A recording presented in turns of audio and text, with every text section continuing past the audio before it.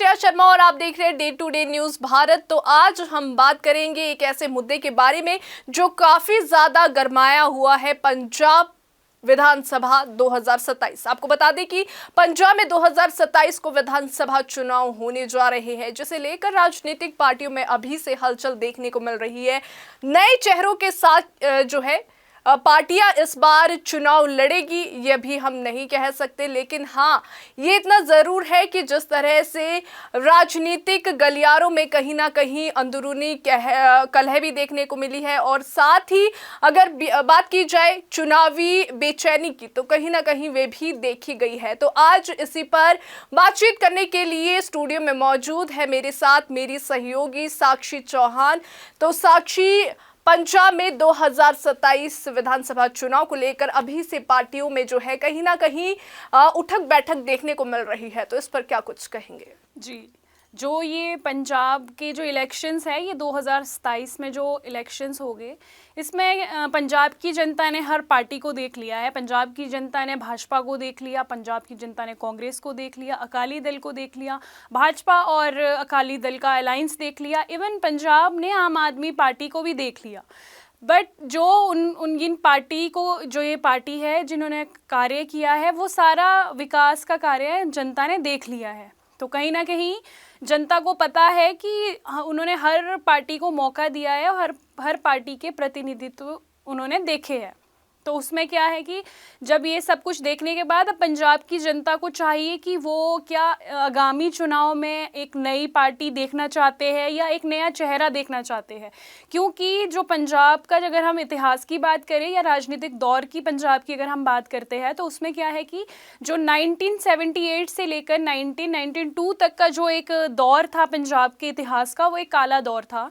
इस समय पे बहुत से ऐसी असामाजिक घटनाएं जो हुई, वो राजनीतिक उथल पुथल जो देखने को मिला, बहुत से बुजुर्ग, बहुत से बच्चे और बहुत से युवाओं ने अपनी जान गंवाई। और अब इन सरकारों के आने के बाद इस पर कोई ठोस कदम उन्होंने नहीं किया, कोई ठोस कार्रवाई उन्होंने नहीं की।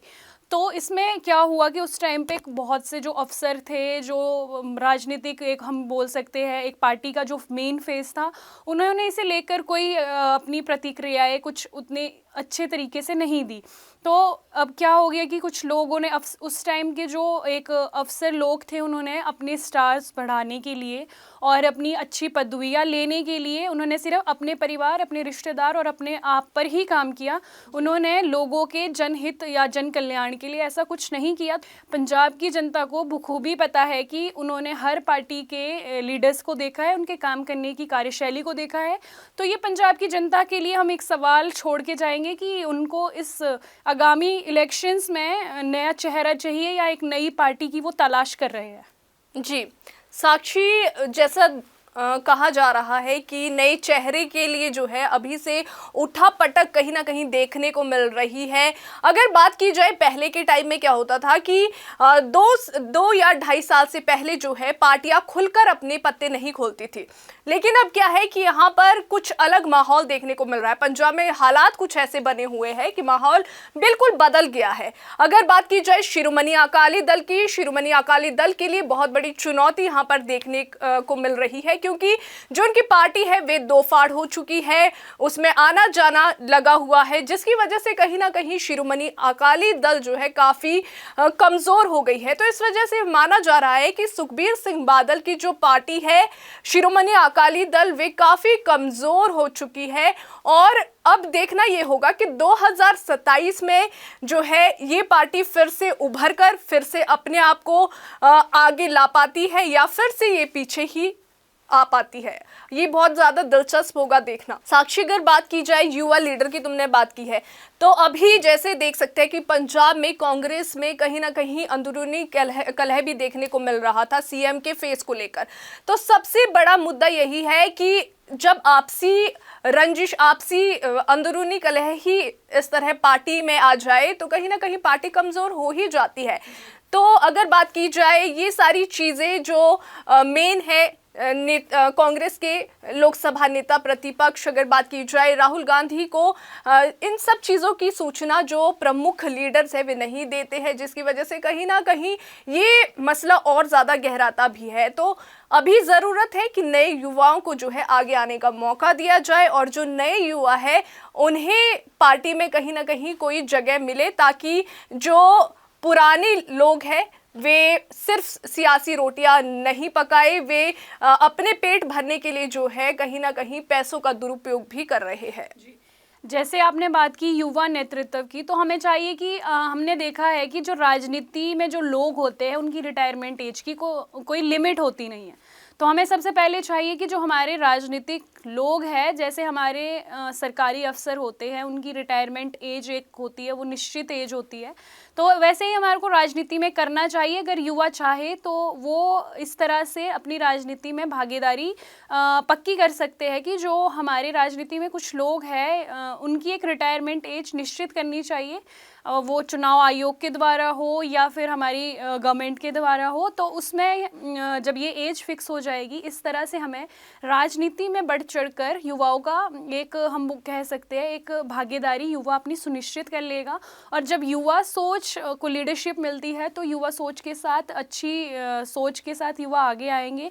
और कहीं ना कहीं पंजाब में अभी जो नशा है, पंजाब के कई ऐसे मुद्दे हैं जिस पर काम करने की बहुत ज़रूरत है। सरकारें तो आती जाती रहेगी, पर जो एक कॉमन मैन की जो प्रॉब्लम्स है उसको सुलझाने के लिए अभी युवा नेतृत्व की बहुत ज़रूरत है।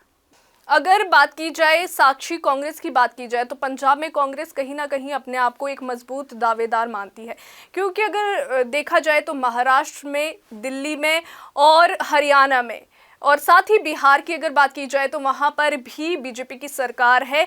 लेकिन जो पंजाब है यहाँ पर कांग्रेस हमेशा से ये सोचती है कि ये जो मौका है यहाँ वे जीत सकती है, वे अपने आप को कहीं ना कहीं एक मजबूत दावेदार यहाँ से मानती है।